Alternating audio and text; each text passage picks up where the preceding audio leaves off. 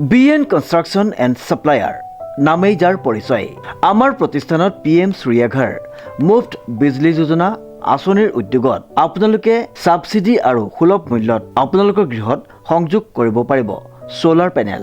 গতিকে আজিয়ে আহক আমাৰ showroom BN Construction and Supplier লৈ আৰু সকলো ধৰণৰ ইলেক্ট্ৰিকেল সামগ্ৰীৰ লগতে লৈ যাওক সোলাৰ পেনেল আপোনাৰ গৃহলৈ।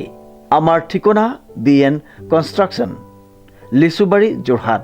যোগাযোগ নম্বৰটো হৈছে 9435097068 অথবা 9085161789।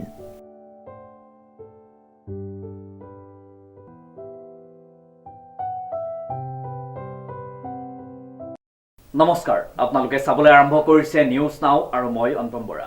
মৰিয়নিৰ মাছনৈ চাহ বাগিচাত উত্তপ্ত পৰিস্থিতি। মৰিয়নিৰ মাজনৈ চাহ বাগিচাত উত্তপ্ত পৰিস্থিতিৰ সৃষ্টি। বাগিচাৰ এজন স্থায়ী শ্ৰমিকৰ মৃত্যুৰ পিছত উক্ত পৰিস্থিতিৰ সৃষ্টি হয়। উল্লেখযোগ্য যে সুশীল দণ্ডাচী নামৰ এজন শ্ৰমিক এম্বুলেন্সৰ অভাৱত মৃত্যু হোৱাৰ অভিযোগ। বৃহস্পতিবাৰে সন্ধিয়া পলমকৈ এম্বুলেন্স অহাৰ বাবে শ্ৰমিকজন মৃত্যু হোৱাৰ অভিযোগ চাহ শ্ৰমিকসকলৰ। চাহ শ্ৰমিক আৰু আজচাই বাগিচাৰ কাৰ্যালয় ঘেৰাও কৰি সাব্যস্ত কৰিছে প্ৰতিবাদ। বাগিচাখনত অচল হৈ আছে বাগিচাৰ কাম কাজ। পোনপ্ৰথমে আমাৰ সাংবাদিকসকলে আপোনালোকক অশেষ ধন্যবাদ জ্ঞাপন কৰিছোঁ আজি ইয়ালৈ অহাৰ কাৰণে। অতি দুখেৰে জনাওঁ যে যোৱাকালি সুশীল দণ্ডাচী আমাৰ শ্ৰমিক এজনে মাজনৈ চাহ বাগিচাৰ তেখেতে সাধাৰণ জ্বৰ আৰু পায়খানা পাতল পায়খানা হোৱাৰ দুখত মানে এম্বুলেন্স নহাৰ দুখত আমি এম্বুলেন্সৰ কাৰণে আমি 6:33 ফোন কৰিছিলোঁ আৰু কোম্পানীয়ে আমাক এম্বুলেন্স দি পঠিয়াইছে 7:45। এই 1.5 ঘণ্টা যিটো এম্বুলেন্সৰ চেলেং 1 কিলোমিটাৰ ৰাস্তা আহিব সময় লগাৰ কাৰণে তেওঁ আমাৰ মাজৰ পৰা হেৰাবলগীয়া হ'ল। আৰু অতি দিশৰ কাৰণে এইটোৱেই প্ৰথম ঘটনা নহয়, তেনে ঘটনা আজি এইটোলৈকে 4বাৰ। আজি ছুটু মাঝি বুলি আমাৰ মাজৰে এই তেখেতৰ এই এম্বুলেন্সৰ দুখতে মৃত্যুবৰণ কৰিবলগীয়া হৈছিল আৰু লাষ্টত তেখেতৰ ডেড বডিটো আমি ৰিক্সাত আনিবলগীয়া হৈছে। অতি দুখেৰে এই কোম্পানী আৰু এই মেনেজমেণ্টৰ গাফিলতিৰ কাৰণে আমি তেনেকৈ পৰিস্থিতি আমি ভুগিবলগীয়া হৈছে। আৰু অতি দুখেৰে তেওঁলোকৰ ওপৰত বহুতো অভিযোগ আছে আৰু তেওঁলোকে নিজৰ বাবে মইমাতালিভাৱে মানে কোম্পানী বাগানখন চলাব বিচাৰি আছে। আজি তেওঁলোকে এটা ষ্টাফ দিছে, বাবুৱে মৰিহে নাজানো, আমাৰ আই মাতৃসকলত কাম কৰি থকা বোলে ভাত খোৱা ফটেজ লয়, কেতিয়াবা তেওঁলোকে কাপোৰ সলাওঁতে তেওঁ ফটেজ লয়। তেওঁলোকে এইবিলাক কি কৰিব বিচাৰিছে আজি কোম্পানীটোৱে?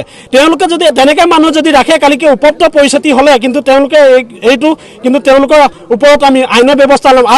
আৰু এটা দুখৰ কথা, NRSMে চৰকাৰে মেডিচিন ছাপ্লাই দিয়ে বাগানবিলাকত। আজি আমি আমাৰ বাগানত NRSM মেডিচিনবিলাক কিন্তু আমাৰ বাগানত মেডিচিন ডিছপেন্সিং ছাপ্লাই নাই। এই মেডিচিনখিনি ক'ত গৈছে? তেওঁলোকে হয়তো ব্লেকত বিকিবলগীয়া হৈছে। চৰকাৰে আমাক সুবিধা যি NRSM ডিপাৰ্টমেণ্টে যি মেডিচিন দিব লাগে আমি জনামতে সৰহভাৱে মেডিচিন ছাপ্লাই দি আছে, কিন্তু মেডিচিনবিলাক ক'ত গৈছে সেইটো ৰহস্যজনক কথা। এইটো আমাক আজি মেনেজমেণ্টে স্পষ্ট কৰিব লাগিব। আৰু আমাৰ দাবী হৈছে যে আমাক 3 দিনৰ ভিতৰত উইদিং ইয়াত এম্বুলেন্স দিব লাগিব আৰু সুশীল দণ্ডাচীক ক্ষতিপূৰণ দিব লাগিব।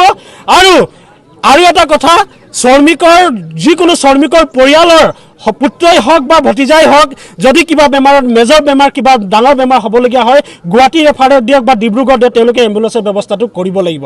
আমাৰ দাবী এই দাবীখিনি যদি তেওঁলোকে নামানে আমাৰ এই বাগান ষ্ট্ৰাইক কাৰ্যসূচী পৰৱৰ্তী দিনতো আৰু ইয়াতকৈ জংগী হ'ব। ইয়াতকৈ যদি ভয়ানক পৰিস্থিতি হ'বলগীয়া হয় তেতিয়া মেনেজমেণ্ট কৰ্তৃপক্ষৰ দাবী হ'ব। আৰু NRSMৰ মেডিচিন ক'ত গৈছে তেওঁলোকে যদি আমাক এই প্ৰুফ দিব নোৱাৰে তেওঁলোকে আমি আইনী ব্যৱস্থা ল'ম। কি কয় ৰাইজ? আমি তেওঁলোকৰ ওপৰত আইনী ব্যৱস্থা ল'ম। এই চৰকাৰে দিয়া আমাক দিয়া মেডিচিন তেওঁলোকে ক'ত বিক্ৰী কৰিছে আমাক সঠিকভাৱে তেওঁলোকে আজি উত্তৰ দিব লাগিব। কংকনজ্যোতি শৰ্মাৰ ৰিপৰ্ট নিউজ নাও।